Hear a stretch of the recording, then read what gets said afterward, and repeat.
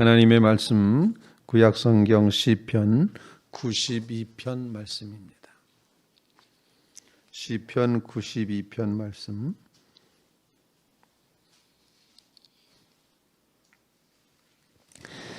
지존자여 시편금과 비파와 수금으로 여호와께 감사하며 주의 이름을 찬양하고 아침마다 주의 인자하심을 알리며 밤마다 주의 성실하심을 베품이 좋으니이다. 여호와여, 주께서 행하신 일로 나를 기쁘게 하셨으니 주의 손이 행하신 일로 말미암아 내가 높이 외치리이다. 여호와여, 주께서 행하신 일이 어찌 그리 크신지요. 주의 생각이 매우 깊으시니이다. 어리석은 자도 알지 못하며 무지한 자도 이를 깨닫지 못하나이다. 악인들은 풀같이 자라고 악을 행하는 자들은 다 흥왕할지라도 영원히 멸망하리이다. 여호와여, 주는 영원토록 지존하시니이다. 여호와여, 주의 원수들은 패망하리이다. 정녕 주의 원수들은 패망하리니 죄악을 행하는 자들은 다 흩어지리이다.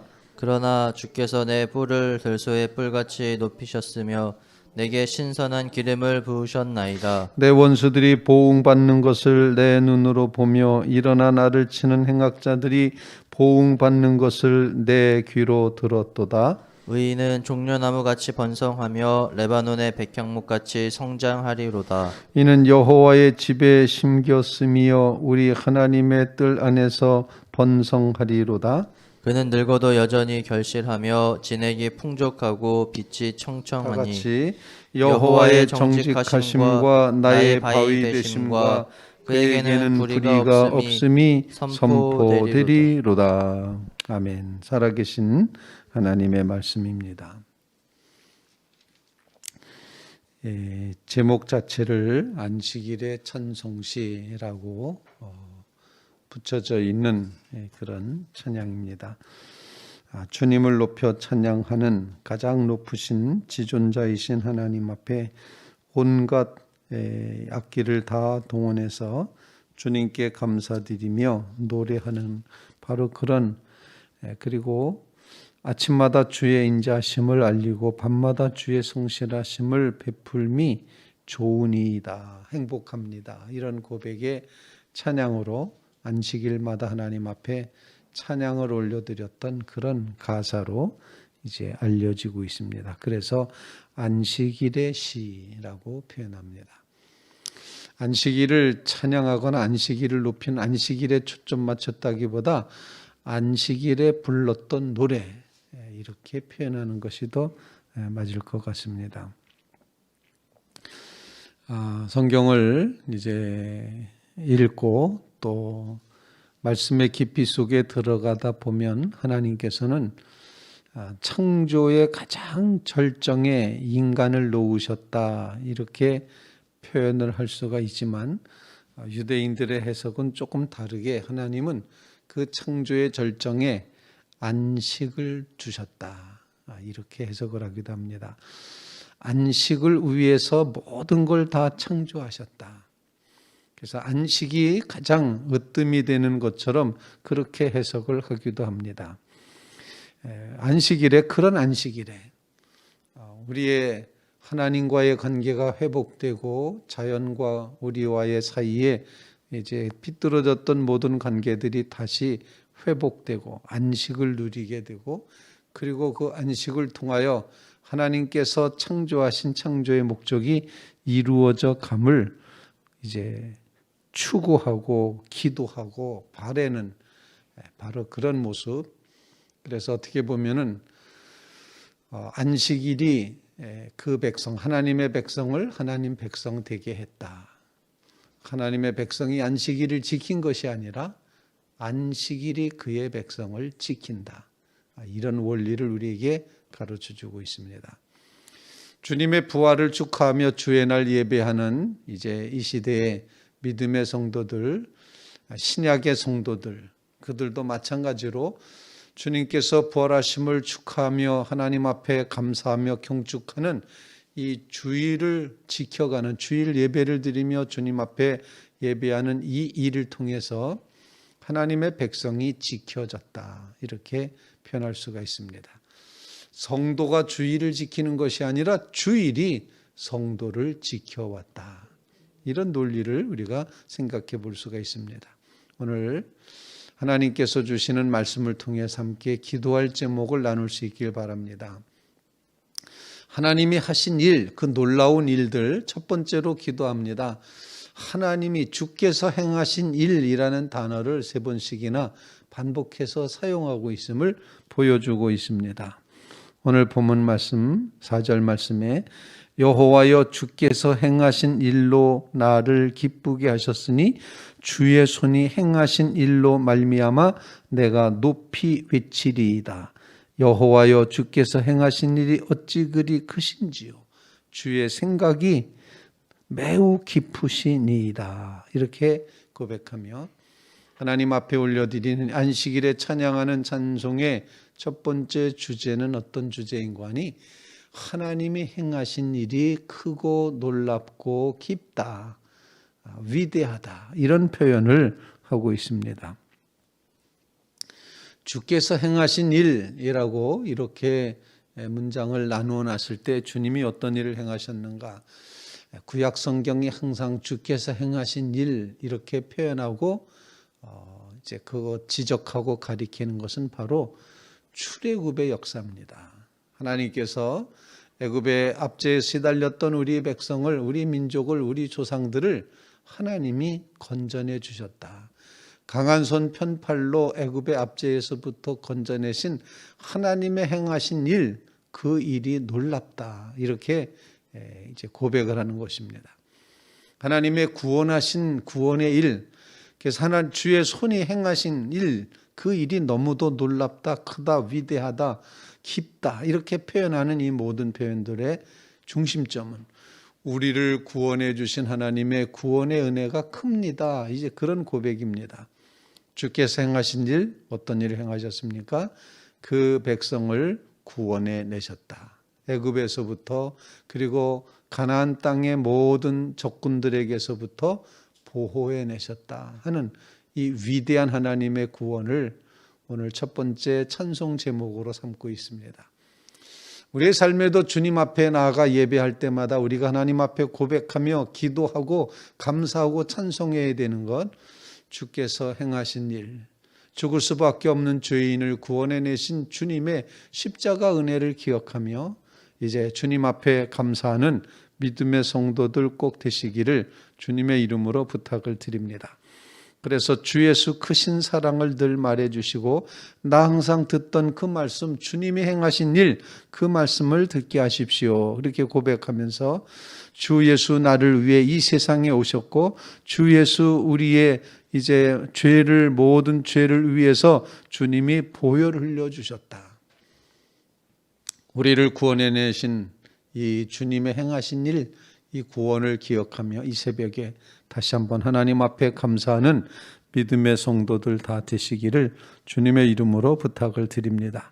주께서 행하신 일, 여러 성도 여러분들에게 주께서 행하신 일이 어떤 일이었습니까?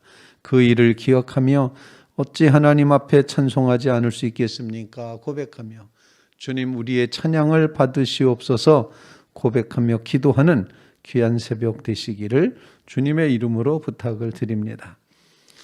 두 번째로 오늘 본문 말씀을 통해서 주께서 행하신 일, 이 구원의 이야기와 함께 두 번째로다는 지금 현재 벌어지고 있는 삶의 현장 속에서 악한 사람들에 대해서 하나님이 심판하시고 있음을 보여주고 있습니다. 그래서 6절 말씀에는 어리석은 자는 그 마음에 이르기를 주님은 없다. 그래서 어리석은 자는 하나님을 알지 못하고 무지한 자들도 하나님 행하신 일을 깨닫지 못합니다. 고백하고 7절 말씀부터 계속되는 말씀은 악인들은 풀같이 자라고 악을 행하는 자들은 다 흥왕할지라도 영원히 멸망할 것입니다. 고백하고 그리고 9절 말씀에 주의 원수들은 패망하리이다. 정녕 주의 원수들은 패망하리니 죄악을 행하는 자들은 다 흩어지리이다. 11절 말씀 내 원수들이 보응받는 것을 내 눈으로 보며 일어나 나를 치는 행악자들이 보응받는 것을 내 귀로 들었도다. 주께서 행하시는 일 중에 하나는 악인을 물리친다 하는 사실입니다. 악을 물리치신다. 악을 행하는 자들을 물리치신다. 원수들을 물리치신다. 어리석은 자들을 물리치신다. 불신앙자들을 멀리 떼어놓으신다. 이런 표현이 되는 것입니다. 우리는 이 말씀을 이제 기억하면서 이제 죄악된 모든 것을 이제 하나님이 심판하시고 멸망시키시고 패망하게 하시고 그리고 그러면서도 주의 백성들에게는 들소의 뿔같이 뿔을 높이시고 신선한 기름으로 이제 부으신다. 의인의 길은 이제 하나님께서 꼭 붙들어 주시고 승리하게 하시지만 악인의 길은 망하리로다. 이 말씀이 본문에 이제 기록이 되고 있습니다. 그래서 의인은 악인은 하나님이 멸망시키지만 의인은 12절 말씀에 보면은 의인은 종려나무 같이 번성하며 레바논의 백향목 같이 성장하리로다. 이는 여호와의 집에 심겨졌기 때문에 여호와의 뜰 안에서 번성하리로다. 악인은 망합니다. 의인은 종려나무 같이 번성하고 승리합니다. 라는 그런 말씀을 여기서 이제 하고 있습니다. 왜 승리하느냐? 의인은 바로 여호와의 집에 심겨졌기 때문이고 여호와의 뜰 안에 있기 때문이다. 하나님 안에 있을 때, 하나님의 거처 안에 있을 때 그때 이제 열매 맺고 결실하고 종려나무 백향목 같이 그렇게 승리와 번영을 이루게 된다 하는 사실을 고백을 합니다. 주께서는 악인의 길은 멸망시키시지만 의인의 길은 종려나무와 백향목 같이 승리와 번영을 허락해 주신다. 이렇게 말씀을 하고 있습니다. 종려나무는 주로 승리의 상징으로 표현이 됩니다. 그래서 종려나무 가지를 들고 예수님의 예루살렘 입성에서 이제 예수님을 환영했습니다. 호산나 환영했습니다. 종려나무 가지를 흔들었다. 승리의 상징입니다. 백향목은 번영을 상징합니다. 레바논의 백향목, 그것은 항상 이제 번영 이런 모습을 상징하게 됩니다. 승리와 번영이 주의 백성에게 이루어진다.